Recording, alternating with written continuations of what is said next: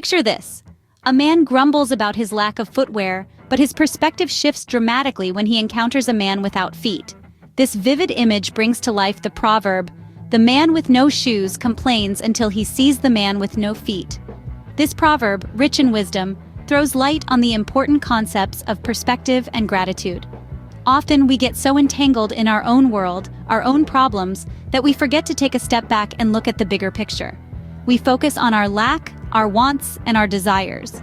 We complain about the shoes we don't have while overlooking the fact that at least we have feet to wear them on.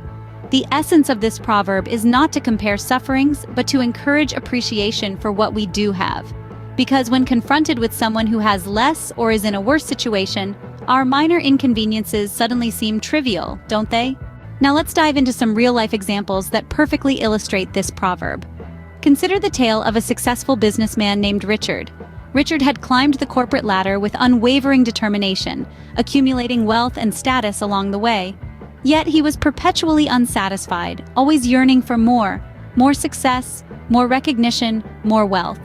One day, Richard encountered an old schoolmate, James, who was living a simple life as a schoolteacher in a small town. James, despite earning a modest income, was radiating joy and contentment.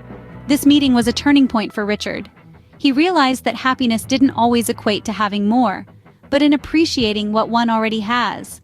The man with no shoes had met the man with no feet. Now let's shift our focus to another realm of life, sports. Meet Sarah, a fiercely competitive athlete. Sarah was a rising star in her sport, but suffered a minor injury that put her on the bench for a few weeks. She was frustrated, feeling as though her world had come crashing down. Then she met Tom, a fellow athlete who had lost his leg in an accident but was still competing at a high level, his spirit unbroken. Sarah was deeply moved by Tom's resilience and his refusal to let his disability define him. Her minor injury paled in comparison to Tom's challenges, and yet he was thriving.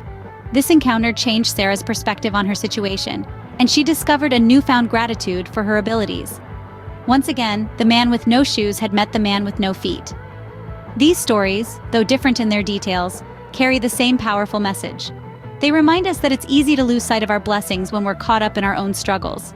But when we encounter those who face greater challenges and yet remain content, our perspective shifts, and we find a deeper appreciation for what we have. These stories highlight how a shift in perspective can lead to a greater appreciation for what one has. Now, it's your turn to reflect on this proverb.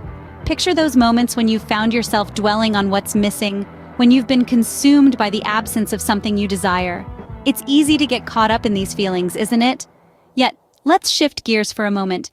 Think about what you do have, the blessings, the joys, the simple pleasures of life that you might often overlook.